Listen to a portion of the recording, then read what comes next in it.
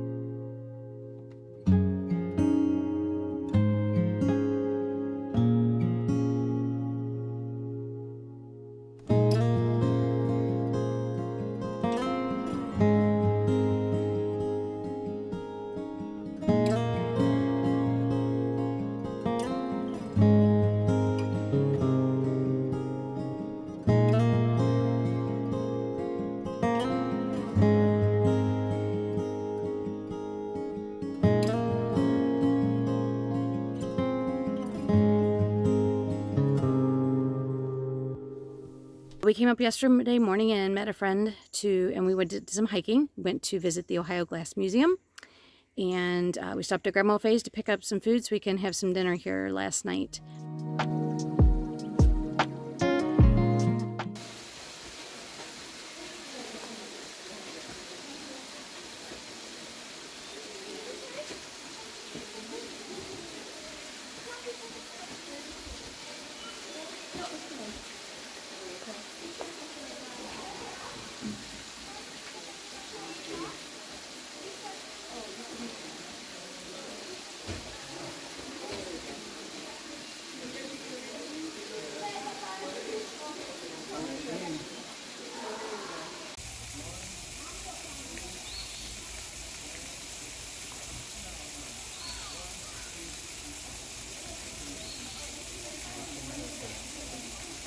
I gotta see you in the frame.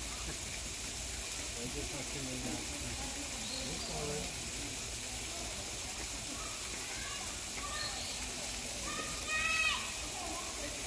You want us to take a picture? Oh, that would be even easier, wouldn't it? Yeah. How to do all that.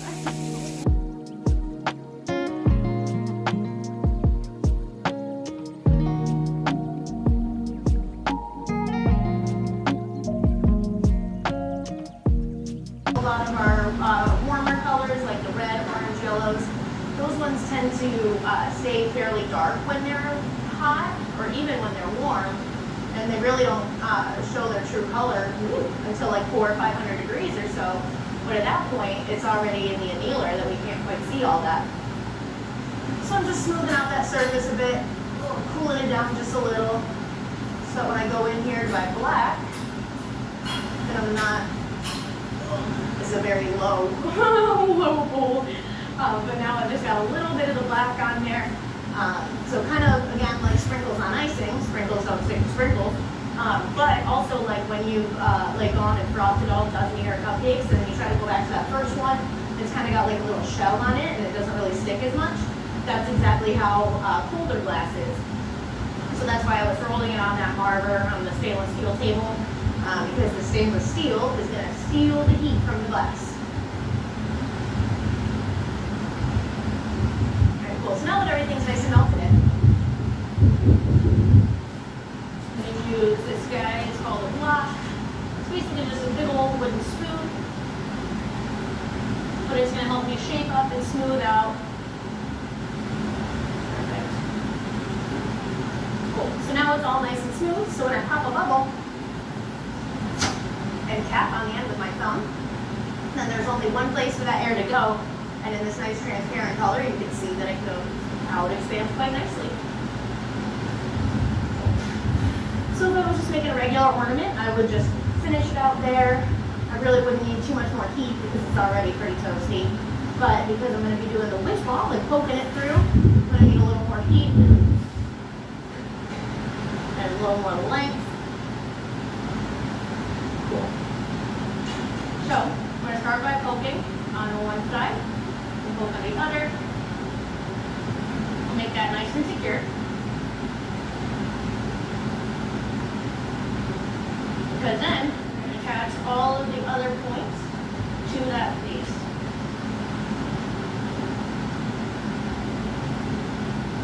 Awesome.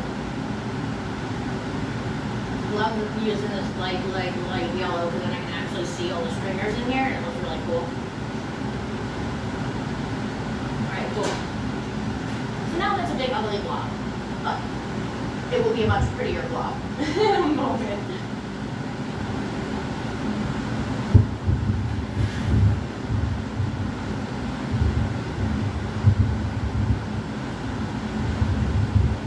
Alright, so give it some more heat, giving all of those stringers on the inside a little bit of time to tack and weld to each other so that then when I blow it out again, it ends up being a much more strong connection on the inside there, and they're not so thin that they snap.